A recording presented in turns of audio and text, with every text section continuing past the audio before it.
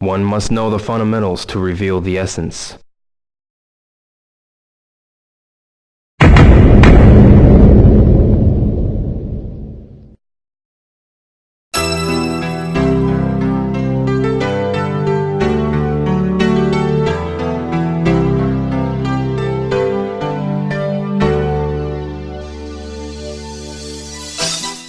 Hello and welcome to my Shenmue-inspired travel journey. Our next destination was Mount Koya in Koyasan, the home of a huge temple settlement at the top of a mountain in Wakayama Prefecture, which is to the south of Osaka. Upon arriving, we were dropped off at a Buddhist monastery, which was where we would be staying for the night.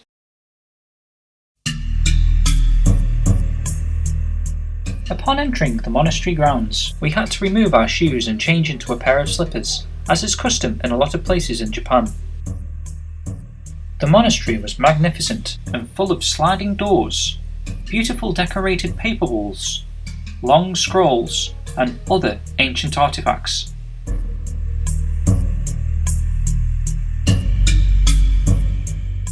The grounds also had outside sections with well-maintained gardens and scenery which made you really feel like you were in a completely different environment, one in which you must be respectful in. After exploring, we headed over to our room, and we were really blown away by how nice it was. The room instantly reminded me of walking into one of the rooms in the Hazuki residence, with wall scrolls adorning the walls, a traditional futon in the middle of the room, and various other familiar things.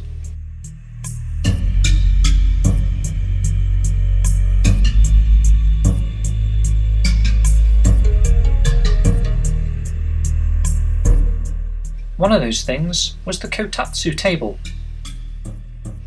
A kotatsu is a low wooden table frame covered by a heavy blanket upon which a tabletop sits.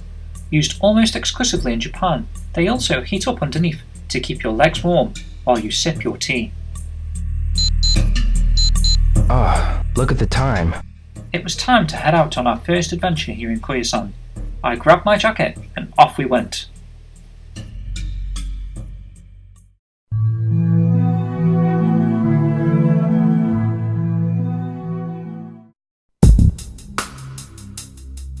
While waiting for the bus to our first location, we took a quick look at the homes and residences in the surrounding area.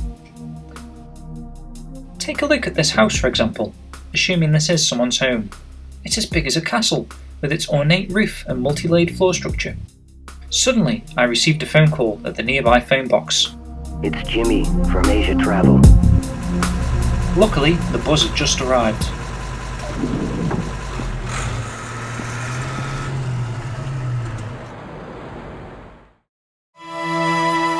Stepping off the bus, we weren't aware of what we had in store. If we thought we had already seen some fantastic buildings and structures, we were in for a real treat now. The first order of business was to take part in a little Japanese etiquette at the purification fountain, which are often found at shrine entrances.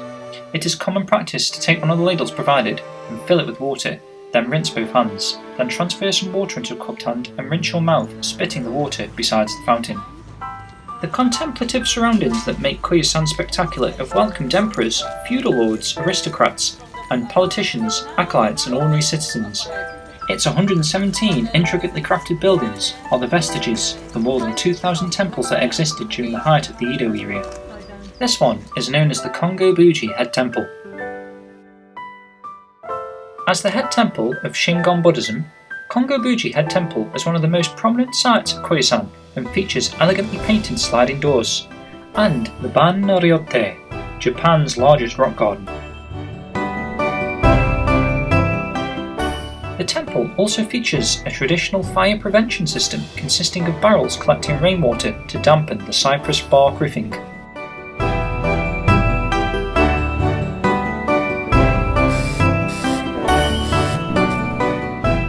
Whether richly textured in autumn leaves, covered in winter snow, or abloom with spring cherry blossoms and rhododendrons, Koyasan offers Shingon devotees and non-believers alike respite from the stresses of everyday life.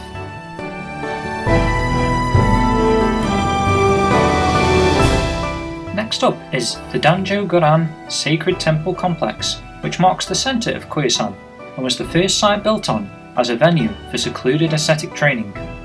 Here stands the 48.5 metre tall, vermilion coloured Kongobu-ji, the Great Tower, believed to be Japan's first square, two-storied pagoda.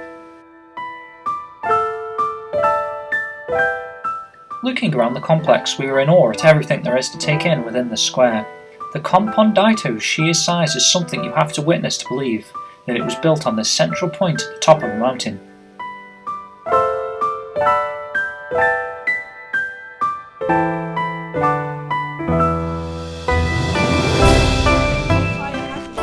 Whilst checking out the buildings and structures around the temple complex, and our tour guide explaining all of the many modern day facilities implemented to make sure this site stays protected, we were lucky enough to witness the Buddhist monks bellow out one of their stunning prayers.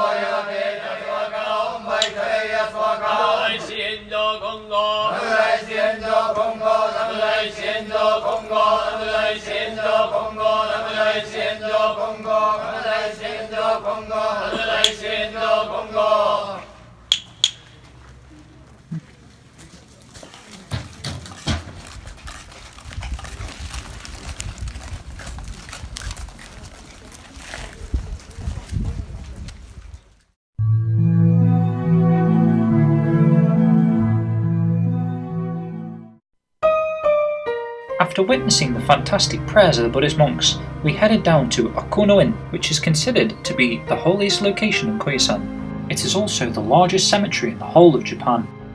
Along the 2-kilometre path to Monk Koyasan's mausoleum are more than 200,000 tombstones and commemorative monuments. Walking down this cedar-lined path is like flipping through the history pages of Japan. Tributes to shoguns, writers, actors, poets, and even companies such as the confectioner Glico mark this path. Cemetery visitors bedeck the figures at Okuno-in with offerings, as do the monks who are charged with tending to the graveyard. But the most poignant gifts and adornments come from parents, even in mourning for the loss of a child or in thanks for a young one saved. Caps and scarves are added to protect the divinity from the elements, and bibs in turn to symbolise the protection of children. At the end of the path was Koyasan's mausoleum, but unfortunately we were not permitted to take any photographs in this area.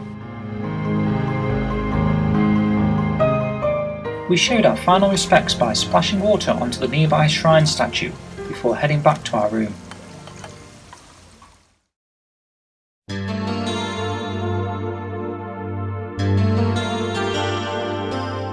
As the day had started to come to an end, nightfall had fallen upon us. Stone lights now shone to guide us back to the bus and back to our monastery, where we would eat traditional shojin ryori and spend the night. Decked out in my casual yukata, it was now time for lights out and to lay in excitement about what adventures tomorrow would bring.